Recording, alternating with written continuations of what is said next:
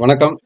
மீண்டும் உங்களை சந்திப்பதில் மிக்க மகிழ்ச்சி. நான் உங்கள் ஜோதிடர் எடப்பாடி கும்பம் சக்திவேல். 2025 நடக்கக்கூடிய குரு பயிற்சி பலன்கள் லக்கணத்திற்கு பலன் பார்க்க போறோம். இப்ப ஃபர்ஸ்ட் மேச லக்கணத்திற்கு. இப்ப மேச லக்கணம் அப்படின்னா ஃபர்ஸ்ட் குரு யார் அப்படிங்கிற இந்த லக்கணத்திற்கு குரு யார், அவருடைய கேரக்டர் எப்படி இருக்கும் அப்படிங்கிறத முதல்ல தெரிஞ்சுக்கணும். இப்ப மேச லக்கணத்திற்கு பாக்கியாதிபதி அண்ட் விரையாதிபதி ரெண்டுமே குருவாக இருப்பாங்க. இப்ப பாக்கியாதிபதி அப்படின்னா அனைத்து விதமான பாக்கியத்தையும் தரக்கூடிய கிரகமாக இந்த குரு இருப்பாங்க. அதே விரையாதிபதி அப்படிங்கிறப்ப செலவுகளையும் தரக்கூடிய கேரக்டர் அவங்ககிட்ட இருக்கும். பிளஸ் பாயிண்ட் என்ன அப்படின்னா செலவுகள் அப்படின்னா நம்மளுக்கு சுப செலவுகள் அதிகம் தரக்கூடிய ஒரு கிரகம். ஏன்னா சுப கிரகங்கள் சுப விரயங்கள் அதிகம் தரக்கூடிய ஒரு வாய்ப்பு இருக்கும்.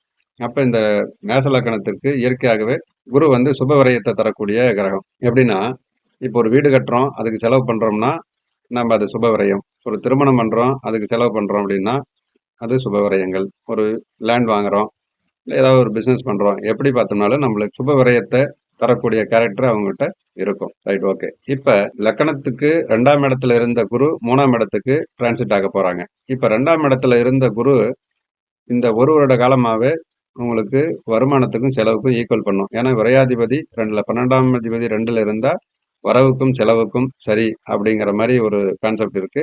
கிட்டத்தட்ட அப்படிதான் இருந்திருக்கும். இப்ப நீங்க ஒரு வருஷம் அதுல கடந்து வந்திருப்பீங்க. அந்த சூழ்நிலையை தாண்டி இப்ப 3ஆம் இடத்துக்கு டிரான்சிட் ஆக போறாங்க. இப்ப 3ஆம் இடம் அப்படிங்கிறது தைரியஸ்தானம், வீரியஸ்தானம், இளைய சகோதரத்தை குறிக்கூடிய பாவகம். அப்ப உண்மையாலுமே உங்களுடைய புதிய முயற்சி வெற்றி அடையக்கூடிய ஒரு வாய்ப்பை இந்த குரு பகவான் உருவாக்கி தருவாங்க. ஏன் அப்படின்னா தன்னுடைய முயற்சிகள் எவ்வளோ ட்ரை பண்ண என்னால் சக்ஸஸ் பண்ண முடியல அப்படின்னு வெயிட் பண்ணிட்டு இருந்தவங்களுக்கு இந்த காலகட்டம் ட்ரை பண்ணோம்னா கூடுதல் சப்போர்ட்டாக இருக்கும். கிரகங்கள் நம்மளுக்கு முழுமையான ஒரு சப்போர்ட்டாக இருப்பாங்க. அடுத்து அவர் இருக்கிற இடம் குரு பார்வை அப்படின்னு நம்ம எடுத்துக்கிட்டா குரு பார்க்க கோடி நன்மை அப்படின்னு நம்ம சொல்கிறோம். இப்போ குரு பார்த்தா கோடி நன்மைகள் நம்மளுக்கு கிடைக்கும் அப்படிங்கிறதுல எந்த மாற்று கருத்தும் இல்லை. ஆனா எந்த பாவகத்தை பார்க்கிறாரு அப்படிங்கிறது தான் இதுல விசேஷம் இருக்கு. உங்க லக்கணத்திற்கு 7ஆம் இடம், 9ஆம் இடம், 11ஆம் இடம், அப்ப 3 பாவகத்துக்குமே குருனுடைய பார்வை இருக்கும். இப்ப இந்த 3 பாவகமே உங்களுக்கு உண்மையாகவே இது ஒரு சுப பாவகம் தான். 7ஆம் இடம் கலசரஸ்தானம் சொல்லக்கூடிய மனைவி குறிக்கூடிய பாவகம், புதிய நண்பர்கள், ரொம்ப நெருங்கிய நண்பர்கள், தொழில் பார்ட்னர், வாடிக்கையாளர், இப்படி நாம 7ஆம் பாவகத்தை நம்ம சொல்லலாம். 9ஆம் பாவகம் தந்தையினுடைய தந்தை பாக்கியம் அப்படின்னு நம்ம 9ஆம் பாவகத்தை சொல்றோம். 11ஆம் பாவகம் மூத்த சகோதரம், ஆதாயம், லாபம் அப்படின்னு நம்ம 11ஆம் பாவகம் சொல்றோம். அப்ப இந்த 3 பாவக ரீதியாகவே உங்களுக்கு ஒரு சுப பலன்களை தரக்கூடிய கிரக பயிற்சியாக தான் இந்த குரு பயிற்சி இருக்கும். சரி, ஃபர்ஸ்ட் இந்த 7ஆம் பாவத்தை பார்க்கறதுனால ஏற்படக்கூடிய நன்மை என்ன அப்படின்னா இதுவரை திருமணத்துக்காக காத்துக்கிட்டு இருந்தவங்களுக்கு நேரடியா குருபலம் கிடைக்கிறதுக்கான வாய்ப்பு. நேரடி குருபலம் வந்தாச்சு. தாராளமா நீங்க திருமணத்துக்கு முயற்சி பண்ணலாம். நெக்ஸ்ட் ஒன் நான் இது வரைக்கும் பிசினஸ் கூட்டா சேர்ந்து பண்ணல, பார்ட்னர் போட்டு எதுவும் பிசினஸ் பண்ணல அப்படிங்கிறவங்களுக்கு இந்த காலகட்டம் புதிய நபர்களுடைய சேர்க்கை இருக்கும். புதிய நண்பர்கள் சேர்ந்து தொழில் பண்ணக்கூடிய ஒரு வாய்ப்பை இது உருவாக்கி தரும். நண்பர்களால் ஆதாயமும் உண்டு. இது 5ஆம் பார்வையா பார்க்க, அதாவது குருவுடைய 5ஆம் பார்வைக்கென்று சில தனிப்பட்ட ஸ்பெஷல் கேரக்டர்னு ஒன்று இருக்கு. இப்ப மேச லக்கணக்காரங்க ஒரு குழந்தை இருக்கு, மறுபடியும் 2வது குழந்தைக்கு நான் ட்ரை பண்ணிட்டு இருக்கேன், மறுபடியும் 2வது குழந்தை லேட் ஆயிருக்கு அப்படின்னா இந்த காலகட்டம் 2வது குழந்தைக்கான வாய்ப்புகள் அவர்களுக்கு கிடைக்கும். Right, okay. அதுக்கு அடுத்தது 9ஆம் இடத்தை குரு பார்ப்பது. இதுவரைக்கும் கிடைக்கக்கூடிய அனைத்து பாக்கியங்களும் தந்தையாகக்கூடிய பாக்கியம், தந்தையினால் ஆதாயம், தந்தை வழி வர்க்கத்தால் ஆதாயம், ஒரு கோவிலுக்கு தலைமை தாங்கக்கூடிய ஒரு யோகம், புனித யாத்திரை செல்லக்கூடிய ஒரு வாய்ப்புகள், குழந்தைகளால் பெருமை அடையக்கூடிய ஒரு வாய்ப்புகள், இப்படி 9ஆம் பாவத்தை பார்ப்பது சிறப்பான பலன்களை தரப்போகிறார். பிறகு 11ஆம் பாவகம். 11ஆம் பாவகத்தை பார்ப்பது இதுவரை கிடைக்கக்கூடிய ஆதாயங்கள் நம்மளுக்கு முழுமையாக கிடைக்காம இருந்தவர்களுக்கு இந்த காலகட்டம் இனி வரக்கூடிய லாபம் முழுமையாக கிடைக்கக்கூடிய ஒரு வாய்ப்பாக இது இருக்கும். புதிய முயற்சிகள் வெற்றியடையக்கூடிய வாய்ப்பு, புதிய ஒப்பந்தங்கள் கையெழுத்தாகக்கூடிய ஒரு வாய்ப்பு. ஒரு பிசினஸ் பண்ணிட்டு இருக்கேன், எனக்கு ஒரு ப்ராஜெக்ட் கிடைக்கவே இல்லை அப்படின்னு வெயிட் பண்ணிட்டு இருந்தா இந்த காலகட்டம் ட்ரை பண்ணுங்க, கட்டாயம் ஒரு சைன் பண்ணக்கூடிய ஒரு வாய்ப்பு உண்டாகும். வெளியூர் வெளிநாடு செல்லக்கூடிய நபர்களுக்கும் இது ஒரு ஏற்றமிகு காலமாக இருக்கும். குறுகிய பயணத்தில் போகக்கூடிய வெளிநாடுகள், இப்ப சிங்கப்பூர், மலேசியா இது போன்ற, இலங்கை இது போன்ற நாடுகளுக்கு பயணம் பண்ணக்கூடிய ஒரு வாய்ப்புகள் இது அமைச்சு கொடுப்பாங்க. ஆல்ரெடி வெளியூர்ல இருக்கிறவங்களுக்கு நல்ல ஏற்றமான ஒரு காலமாக இந்த குரு பயிற்சி இருக்கும். அதே மாதிரி இந்த 3ஆம் பாவத்தில் அமர்ந்த குருவுக்குன்னு ஒரு கேரக்டர் எப்படின்னா, இப்போ ஒரு மேரேஜ் ஆகி ஒரு குழந்தை ஃபர்ஸ்ட் ஒரு குழந்தை இருக்கு. ஒரு 2 வருஷம் 3 வருஷம் ஆயிடுச்சு.